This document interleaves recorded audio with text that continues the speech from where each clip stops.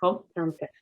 Awesome. Well, Briana, I am so pumped to have you here at the Beat Your Anxiety Summit. And, as I was putting together this lineup, you just kept popping into my head. I've been a follower of yours for a long time, and I was introduced to you by a friend of mine.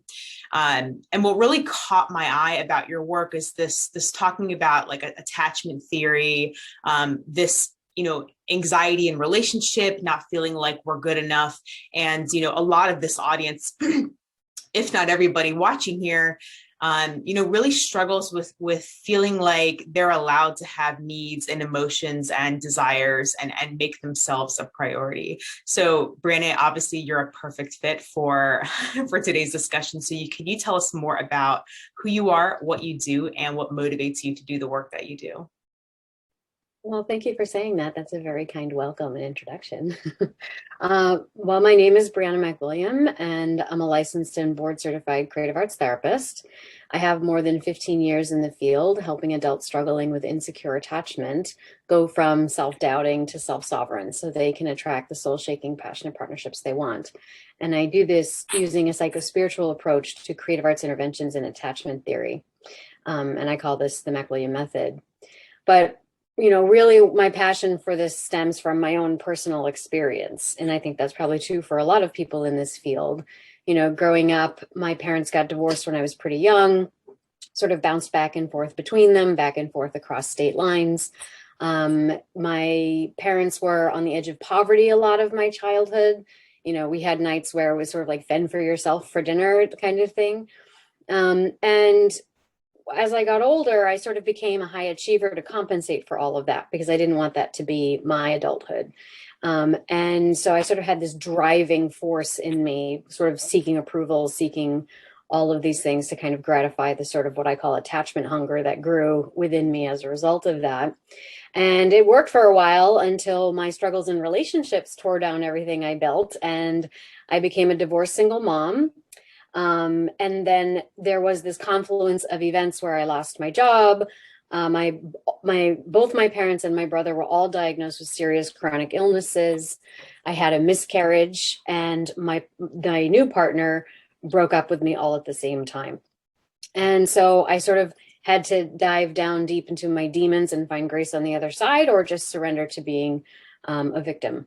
And I decided that I wanted to find grace on the other side. So I started writing a book about attachment and grief, actually, which became a contributed volume. And that really emboldened me to kind of shed my shame and to also take a really good hard look at how much of my ego was running the show.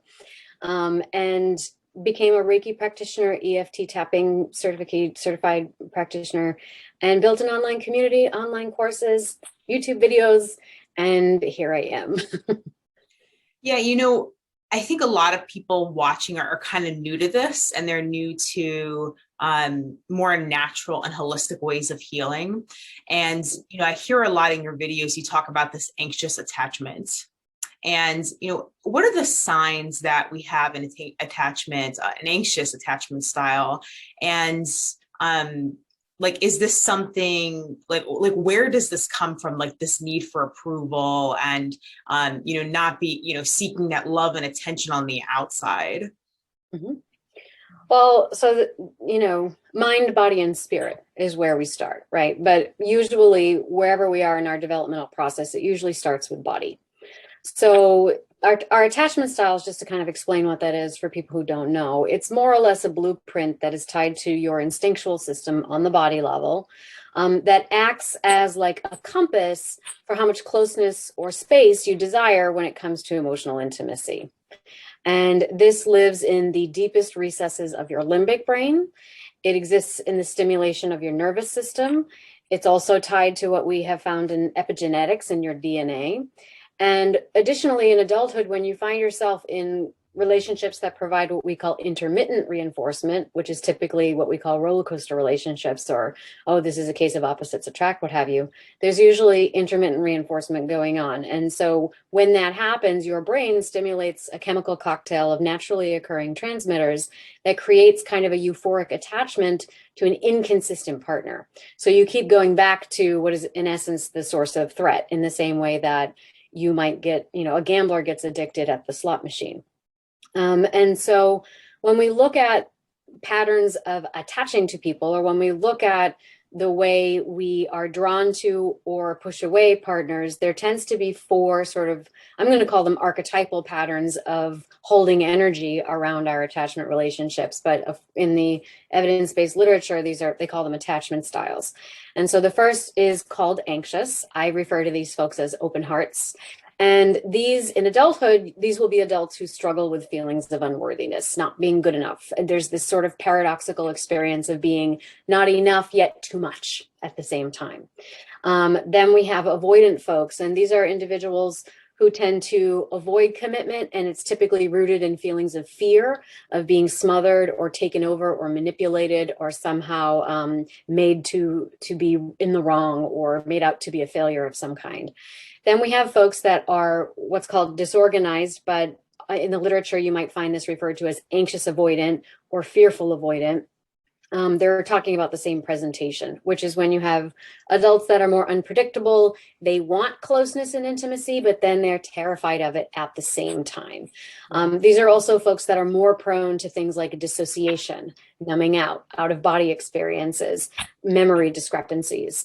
Sometimes they're accused of gaslighting because they don't remember having said something or what have you. But it's really that it's a defense, it's an unconscious defense mechanism protecting them from usually a trauma they experienced somewhere along the way. Then we have secure folks, and I call these individuals cornerstones. And these are individuals that have a positive self-image. They are open to partnership, but they're not preoccupied or obsessed with it. They usually have what's called metacognition, meaning they can be in an experience while also outside of it. Like they can kind of see themselves doing things and make conscious choices about what their emotions are telling them, understanding that emotions are energy moving through the body. Now, we're talking about anxious attachment primarily in this presentation. So for these folks, whom I call open hearts, they're going to experience their attachment style as falling into people-pleasing mode. It's going to be waiting around too long for the reciprocation of loving feelings, kind of harping on the potential of something rather than the reality of it. They have a tendency to take on all the blame because they think that if they are responsible for something going wrong, then it must be within their power to fix it. Yeah. They might have, very low self-esteem and struggle with unworthiness, feelings of unworthiness. They have a tendency to think they have to earn love and approval. So they are drawn to partners who keep themselves at a distance or who are, challenging and edgy, right? Make them work for it. On the other hand, if they do encounter a secure partner, and they receive love too freely, or they receive something from that partner too freely, then they're always questioning it. Because they haven't earned it. It can't be true love if they haven't earned it. So then the partner is considered to be too boring or too nice or not enough of a challenge, right? And they also have a tendency to think if they need me, they won't leave me. And yet, when you try to make a partner need you, then you're always questioning if they want to be with you for you or if they're with you because you've induced dependency in them. Right. So there's never really an ability to sit comfortably in the relationship, to really trust the bonds of connect and the connections that are being established, because there's a lot of defensive ego mechanisms kind of maneuvering things because at some point, usually, if we're focusing on this from a developmental perspective, usually there was instability. And that's what we learn how to connect. That's how we learn how to inhabit relationships. So we tend to seek it out and then to recreate it. From a spiritual perspective, I think of this as recreating in order to revise old wounding. But if we're looking at this through the psychological lens, oftentimes this is referred to as like trauma reenactments, right? There is on a chemical level a sort of adrenaline high that occurs when you are seeking closeness and contact from what is also the source of threat. Right. And so oftentimes these folks find themselves in partnership with someone who is emotionally unavailable, but it proves their confirmation bias, which is that deep down, I feel like I am unlovable. Right. So there are some beliefs that kind of accompany this. So typical thoughts that an anxiously attached person might have are, I'm not happy unless I'm in a relationship. Otherwise, I question why nobody wants me and I must be doing something wrong or I'm not good enough. There are so few opportunities for love in the world. You really have to hang on to what you get. I have to work hard to make it a functional relationship. If I stop initiating or trying, then nothing happens and it will never get done. If I'm not earning love, it's true love. If my partner isn't suffering for me in the way I'm suffering for them, they don't really love me. I won't find love unless I fix myself, lose weight, get a better job, so on and so forth. I'm always loving my partners more than they love me, and that's just the way it is. I'm not allowed to have needs or desires in a relationship because it will always push my partner away and they'll experience me like a burden, things like that. And so these beliefs tend to fuel what are called activating strategies. And these are strategies that unfortunately are aimed at reestablishing connection with a partner, but they usually wind up pushing the partner away. And I want to just, before I talk about this more, I just want to add, all of these things, if they exist in your experience habitually, it's because they did serve you at one point. There was something that occurred in your environment which compelled your epigenetics, compelled your temperament, compelled your mind to say, okay, so this is what I need to do to survive the situation. And so the things that I'm going to describe here were not maladaptive at one point. In fact, they were adaptive. They were how you made ordered sense of a disordered circumstance, right? But what happens is when we're young, we don't have that moon's eye view and perspective of ourselves and our context and our parents and their context, right? So we make it very personal. We take it all in and we turn it in on ourselves, especially for the anxiously attached person. And we try to make sense of it with what we have cognitively available to us. And so that becomes sort of like these profound meanings that seem very extreme, but as we get older, we have to learn how to loosen our preoccupation with that. So for example, activating strategies. So when you experience an activating strategy, there will be a trigger. So for example, a partner says, I need some time alone, right? So then the thought that the open heart might have is, oh my God, what did I do wrong? You're like, why do they need time alone? And so the behavior might be texting them constantly while you're apart or showing up uninvited to their workplace. And the feeling that starts to fester is sort of one of resentment, right? Or maybe they come home, they call you like 30 minutes after they were supposed to, and they say, sorry, I'm late, I was chatting with a friend. The first thought that comes to mind is, who's this friend and why are they taking priority over me? And so then the activating strategy becomes, they might interrogate their partner about who that is. They might sulk, or maybe they employ some kind of silent treatment, which I call a punitive withdrawal, right? But the underlying feeling is fear, right?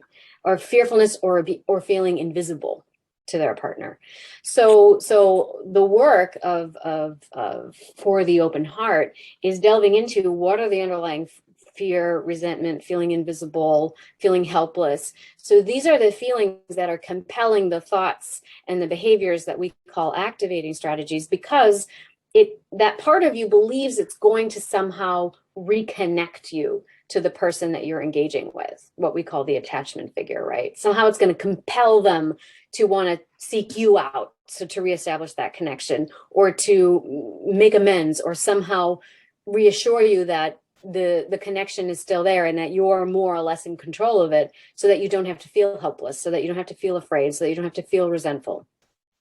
But when we're not aware of that's what's going on, and we're not really in command of how those feelings are in operation within us behind the scenes, then we just start saying things defensively, acting out in these sort of automatic ways, which I call in survival mode, because the attachment system is part of your survival system. Then what happens is, unfortunately, we start pushing partners away. And that's where the complications come in. Yeah, I think that's the biggest fear and the biggest driver for a lot of this group is that, if I do end up speaking my mind, if I do say, well, what about me?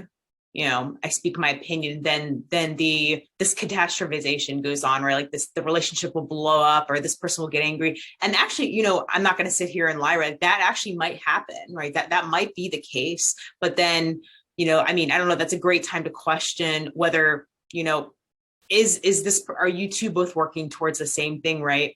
And I heard you talk about earlier is like for this group who is so used to these roller coaster relationships, that maybe somebody more of like the healthy type, or I think what you call, is it the cornerstone? Yeah, secure cornerstone. The secure cornerstone was like, I've actually used this language myself, and I'm like, well, this group seems so boring compared to, the roller coaster type of relationships. And actually, I think what I've taken away from this, and for those of you who are listening who are like, well, yeah, I mean, if I don't have these roller coasters, then what am I doing? What am I preoccupying myself with? And what the messages I have for that group is, well, a healthy relationship that's exciting, that's really truly loving, where the intimacy is really close. You're doing something, there's passion, right? Like these type of relationships actually take work. Like they just don't happen by default, right? Like these maybe more treacherous relationships just tend to happen by default. And so it may feel exciting because you got the roller coasters, but a true healthy, intimate partnership, right, that's work. That takes work. Yes. And also we have a tendency to attribute our feelings to external stimulus, right?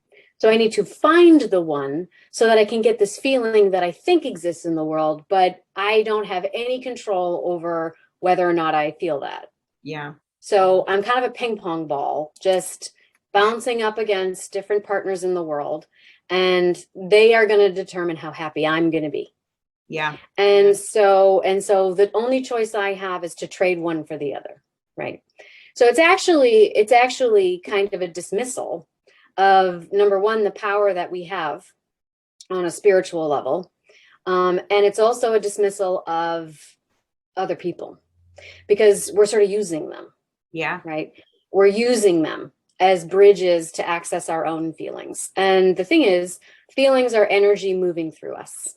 Feelings are just energy moving through us.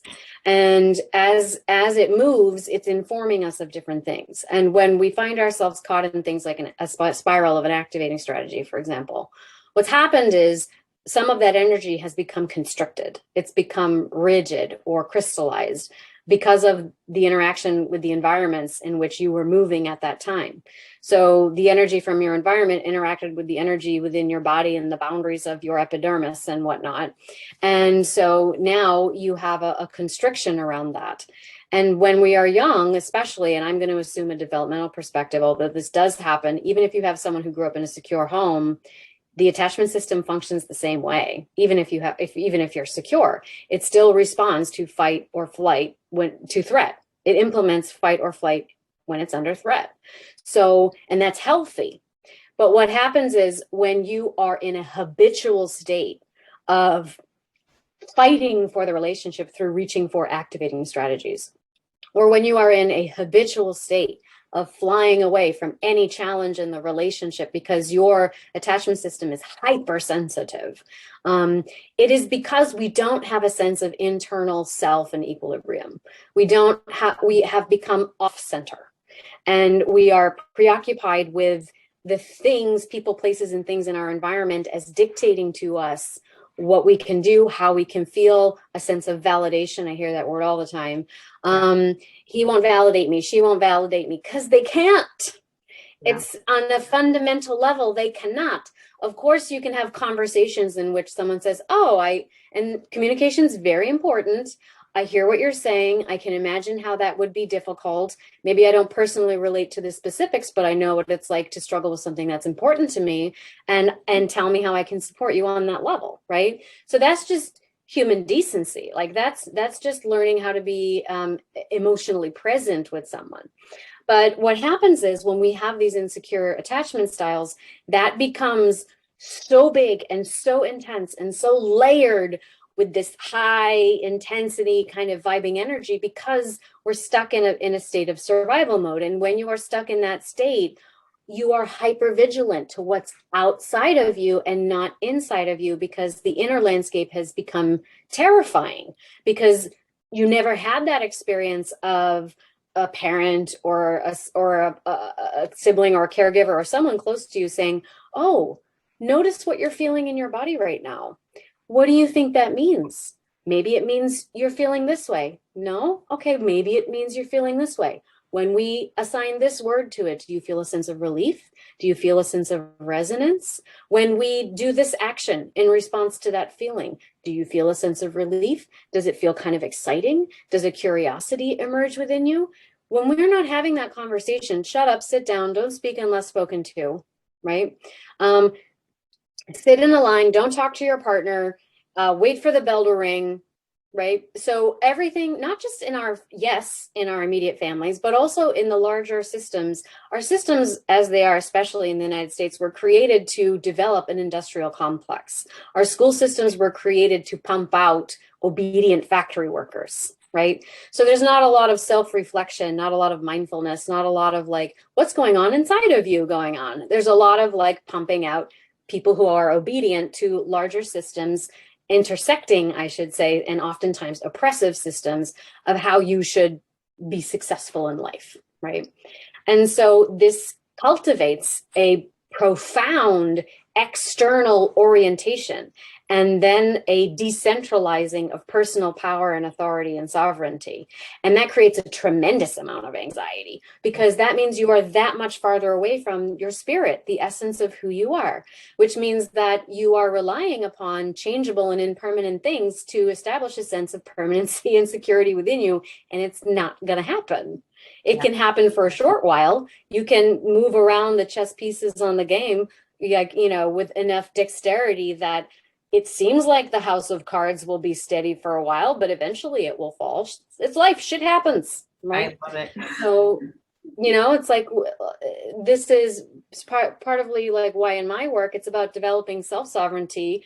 We do learn about communication and relationship, but we don't look to find a secure partner and then make ourselves okay with a boring relationship to think that we've reached the pinnacle of healthy relationship. That's oftentimes, I think, what people think they need to do. And like, this is just healthy relationships are just boring relationships you settle for. And it's like, no, healthy relationships are relationships that you come to from a place of abundance, where your access to your own feelings is vibrant and passionate. And you recognize that when we meet someone that lights us up, it's because they are creating, let's say, a bridge or a conduit or a lubrication to allow you to access parts of yourself that otherwise, for whatever reason, for whatever story you've told yourself, you don't allow yourself to access. And so when you start giving yourself permission, when you start validating yourself first, when you start realizing that your relationships are just a mirror of the proximity between you and you,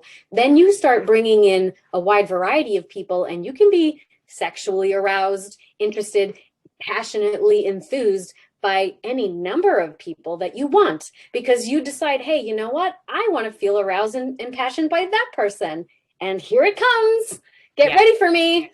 You know, it's not like, please give me this so that I can feel this way. No. Yes, exactly. Thank you, Briana. Like, for those of you watching, go back and rewind everything Briana just said, because it's like we actually have this chemical dependency on others, and it's like, if we don't know how to give it to ourselves, which we can now, as this whole summit is teaching us how we can provide this and find this from within, whether it's excitement, whether it's passion, whether it's tapping into curiosity, or even your own anger and things like that. Like, nobody else can put anything inside, you know, your own head. And so, yeah, it's just like, if you're always trying to get your needs met by it's just very unstable, right? Because it's like you have to have that person around in order to get your needs met. And of course, this creates a very unstable atmosphere, because of course that person can't be at your beck and call. I mean, and nor is it their responsibility, right? So. And, you know, and this is where I think a lot of people get confused, because when we have insecure attachment, we were also very confused about boundaries. Yeah. So we say something like this, or I say something like this, and then usually, often, the open heart will think, oh, I have to learn how to meet all my needs by myself, and I need to be an island, right? And that's not what I'm saying. But it may be that you go through a pendulum swing where you go from extreme neediness to extreme self-sufficiency, so that you can navigate the gray space and the terrain between that pendulum swing so that you understand, oh, so relationships aren't necessarily about need satisfaction. It's about need exchange, right? So there's a huge difference in the degree of the energetic vibe that comes across when you desperately need something from someone because you feel like the essence of you is ill-defined if you don't get it, versus I know I can do this for myself. It's not necessarily extremely difficult for me to do this for myself, but I appreciate and I love and would admire and be grateful for if you would like to join me in this exchange. I'm inviting you into my world. I'm inviting you into being a participant in my needs exchange, right? I'm inviting you to have this inner experience in my emotional life, because isn't it so fun when we get to share our inner emotional lives with each other? And isn't it so fun when we both agree to prioritize each other's needs as highly as our own? And isn't it fun that we get to bring our own tools to bear on the next sandcastle we're going to build and knock down, right? In this world, this universe, this giant sandbox that we're basically playing in, right? And you know, when you bring your own tools, the castles you can build are that much bigger, that much stronger, you know, that much more complete. But it's different when you show up with no tools and then you're totally depending on the other person to like shelter you, right? And it's not that if I don't have needs, or if they don't need me, why would they love me? So this is a confusion of what's called conditional and unconditional love, right? Or conditional exchanges in a relationship and the unconditional love that exists. So love is an intangible thing. It is regard. It is positive regard. It is an admiration for that human being, regardless of whether or not they give you what you want or they give you what you think you need, right? That is love. Conditional exchanges are the degree of compatibility that exists between your values and your priorities, and deciding, is this the way I want to structure my life? Now, of course, love can evolve from compatible values and priorities. You absolutely, but not necessarily. Sometimes the love comes first. And sometimes you love someone where there's no compatible values and priorities and you still admire them, right? And these are the wonderful varieties and paradoxes of life. And sometimes it's painful. You love someone and it's just not really a viable option in the long term. But what happens is when that happens, our attachment system flares up. And if we've got an insecure orientation, we think my survival is imminent. If I'm with this person, I have to be with this person. And so that's sort of the unconscious biological physical impulse that you feel. It comes through as like an ache, an urge, a preoccupation, a need, an obsessive quality, right? A pain in your heart and in your gut if you're not with them. And this is the nervous system and the limbic brain telling you, no, we have to be close to them or we're going to die. Yeah. Right. On a physical, mental, and psychological level. So we have to reestablish this connection to them specifically. And that is an attachment wound and need, right?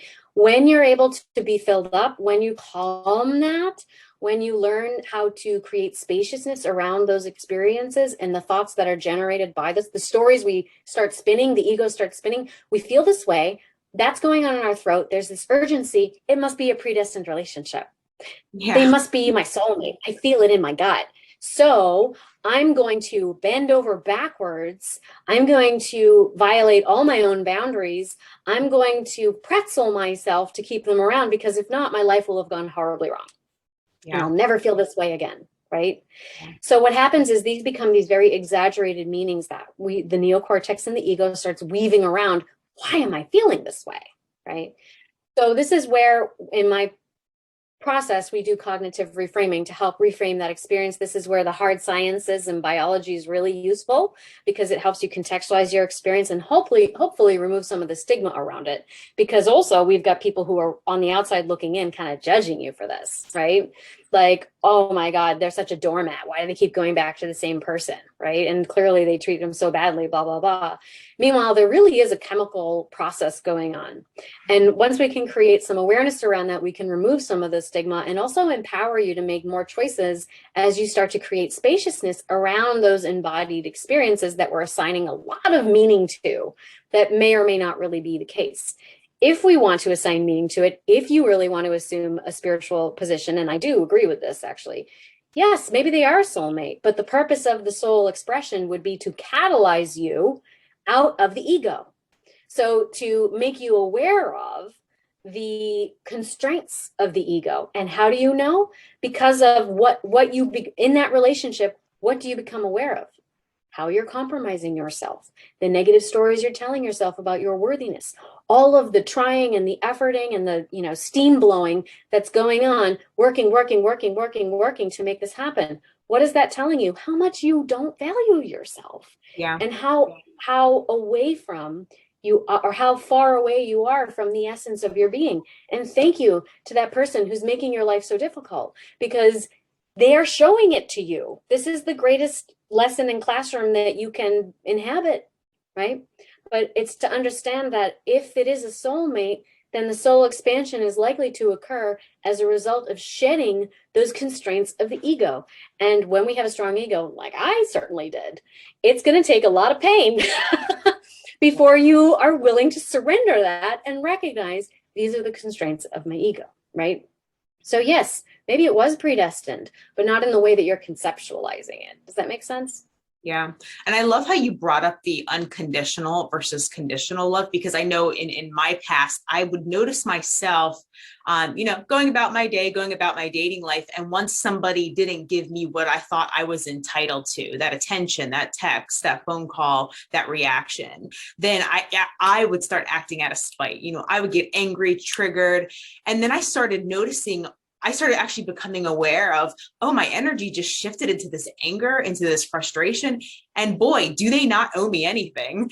And what's going on here? And it was like, if your reaction, if your energy, if your emotional state is dependent on someone else, then it is conditional, right? This is not unconditional positive regard. And I think when you can be in that place of unconditional positive regard, meaning like maybe you don't get that text, you don't get that phone call, that you don't get that kiss at the end of the night on that first date, or whatever it is, you don't get that attention, that offer to help you clean up the dishes, whatever it is, then your state doesn't change. You don't compromise yourself. And this is everything we're just talking about here, compromising yourself, bending into a pretzel, hoping to get a reaction for someone, hoping to get that phone call, hoping to get that offer or that date or whatever it is. And this is a lot of it's passive aggressiveness, right? And so, well, sorry, go ahead. Oh no, I'm just like capitalizing on what you said. Yeah. Yeah, well, I was going to say that you make a really good point, because you're not intended to always feel great all the time. Like, you are intended to be angry when someone is not thoughtful, right, or inconsiderate. You are intended to feel a sense of irritation when something's not reciprocated. You are intended to notice when you have a discomfort, when there's an energy moving through you that doesn't feel so comfortable. And what is that? So what that does is it creates an opportunity to be curious, right? It creates an opportunity to be curious, and it creates an opportunity for you to explore, what's that feeling within me that's coming up? Mm-hmm. What are the stories am I writing around that feeling?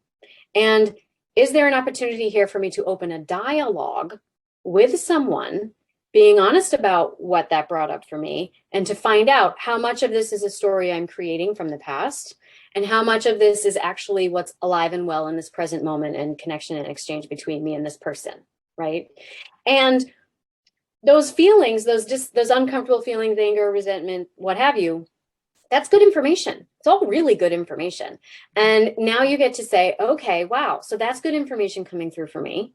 And you can articulate yourself with tears. You can articulate yourself with a red face. You can articulate yourself with stiff body language and still speak from a conscious place, right?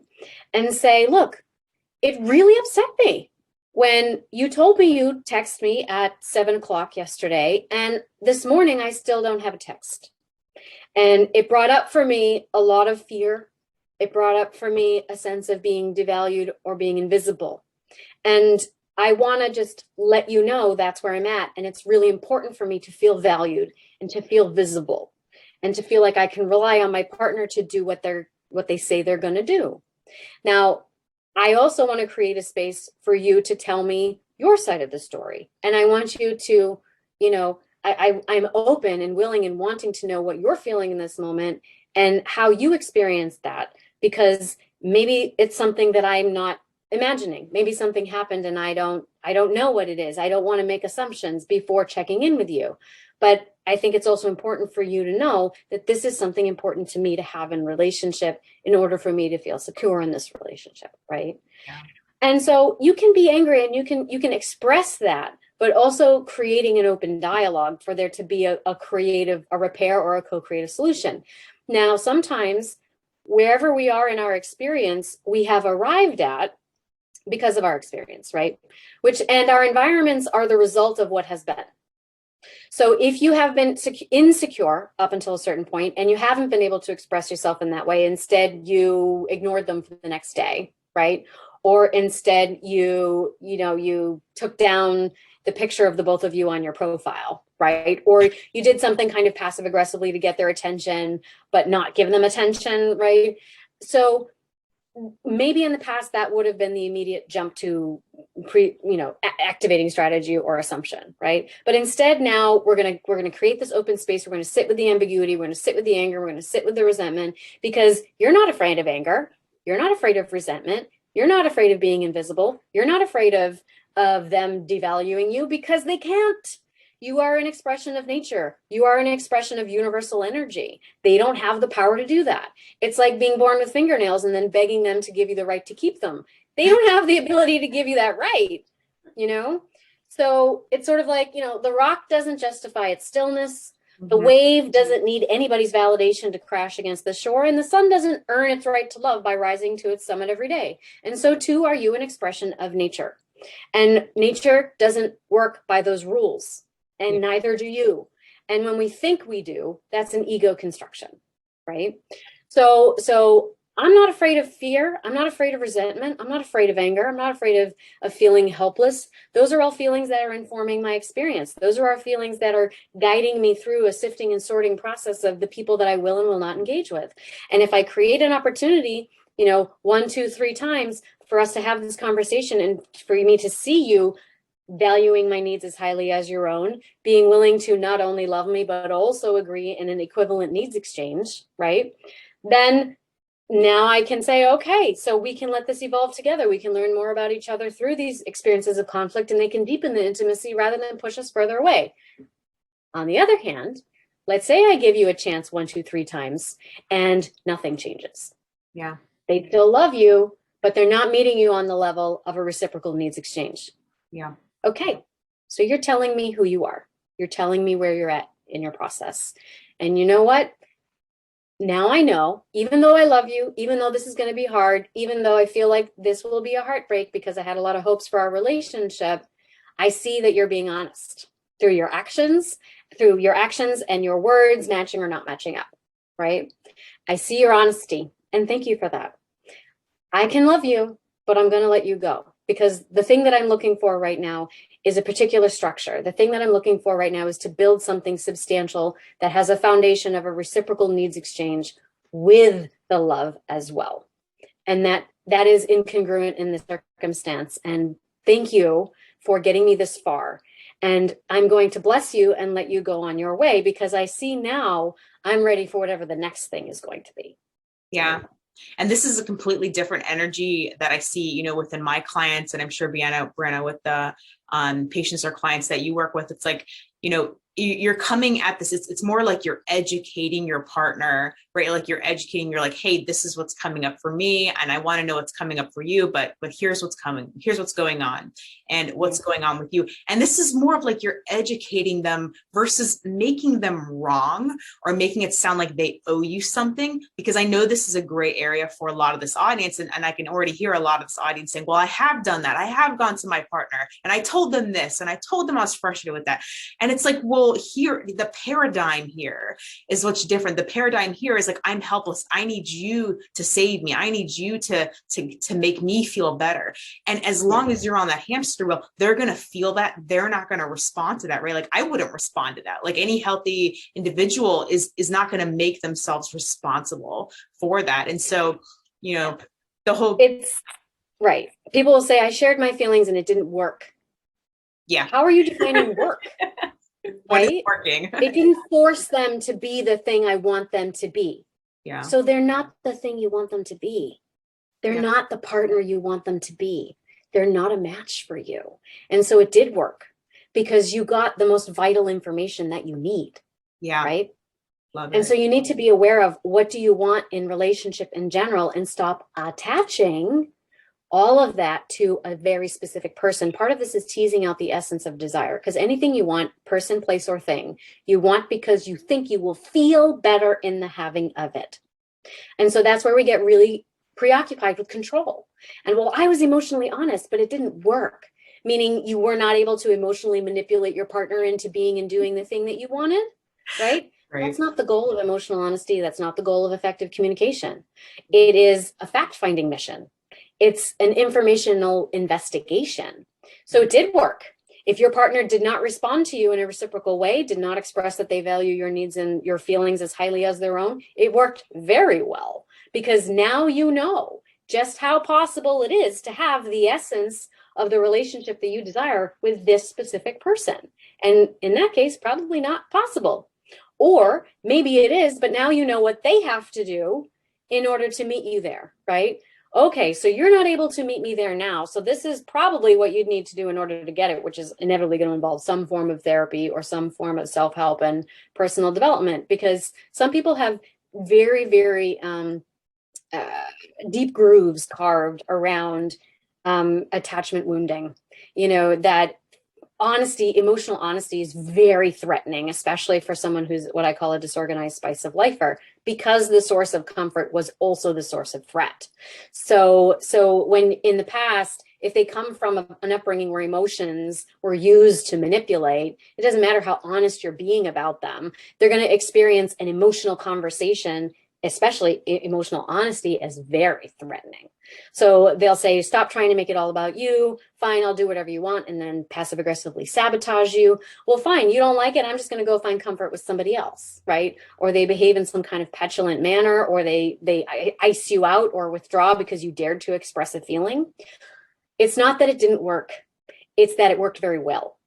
And now you are confronted with the truth of the quality of this connection. And a lot of us avoid having those conversations because when we say it didn't work, it's because you're also working on a paradigm of obscuring your emotions. You're also working under a paradigm of, in some ways, being inauthentic in order to acquire something, right? So this is the challenge, is softening a little bit, giving yourself permission, and then recognizing if they reject me, then it's not actually a qualification of my value. It is a barometer or a temperature reading of the quality of this connection. And actually, when someone is rejecting of you, it's usually because they are rejecting of themselves inside. So their proximity to themselves is actually quite a ways away. And we have a tendency to project that out into the world. So when someone is disconnected from themselves, we tend to feel disconnected from them or rejected or abandoned by them. And if we are insecure and we have very diffuse boundaries, which open hearts especially tend to, what happens is we take in their disconnection from themselves, and now we become both disconnected from them and disconnected from within ourselves, right? Now we are disconnected from ourselves, and that's flimsy boundaries. And this is, I know we've gone a little over time here, but this is where sometimes there's that confusion between empathy and enmeshment, right? So this is more a state of enmeshment. We take it in without understanding the boundaries between them and me. And it happens in an instant. It's just a feeling that comes over you. And so that's what the work that I do is trying to help establish some of those boundaries and understand the energetic exchange that is going on there, so that you can inhabit your self-sovereignty in a way that allows you to be a fact finder rather than, trying to move chess pieces around on a game that's just, you're never going to win. Yep.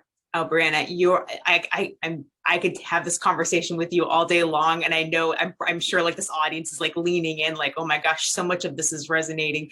But of course, just to honor everybody's time here, and I just love everything Briana is saying, because I think like it's so relevant to me, and all of this makes sense to me. Like, if you're out there watching this interview, you feel like you're exhausted because you're moving those chess pieces around, you're hoping for something different. You've kind of maybe decided who your partner is, rather than allowing them to unravel and show up as they really are, even though they're doing that anyway, right? We've got these rose-colored glasses on. Now is the time to really to make a decision, right? And being able to, if you need help with this type of communication, clearly Briana, she knows all about this. If you want more, if you want to know more about like your own attachment style, I think that's a super important thing to learn, and not to make yourself wrong for it, because I know a lot of this audience, because of the way they grew up, maybe their parents made them wrong for who they are or your emotions, or I used to make myself wrong for my attachment style. Like, I'm an anxious avoidant, and therefore I'm never going to be good enough. And I started wrapping that into my old paradigm. And then, I realized it's okay. It's okay to not be perfect, to not be perfect for that perfect relationship, but to have wounds, to have anxiety, to have fear. All of us do, right? Mm-hmm. And so what is more helpful than finding out, what are your struggles? Like go take, I know Briana, you have a quiz that we can take, and the link is below. Click the link to go take this quiz to find out where you are and give yourself a blueprint to healing your own wounds, and you're being able to interact with people in a more healthy, grounded way. So Briana, can you tell us about that? Yes, this is just a simple 4-question quiz, and it's going to walk you through, your result will walk you through sort of the specific challenges for whatever attachment style you may have. And then there will be a little special offer there with your result if it's something that resonates with you. Mm-hmm. Yeah, and I'm telling you, for those of you watching, I've been following Briana for years, and she has like such an impressive YouTube channel. I mean, just articulated so well. If this sounds like you're struggling with resentment, you feel like you're not allowed to speak up for whatever reason, you're exhausted, you feel like you lose yourself in relationships, and maybe you don't know who you are, go check out her YouTube channel. Go click the link below. Go get this free gift. Like, you'd be crazy not to go check out Briana's content. Like, you'd be crazy to pass this up. Such a wealth of information, and such a gift to this world and the healing community. So Briana, thank you so much for your time here today. I know it's been truly valuable. For those listening, go click the link below, go get it. And Briana, I can't thank you enough for your time and for your wisdom here today. Thank you. I appreciate it. It's been fun.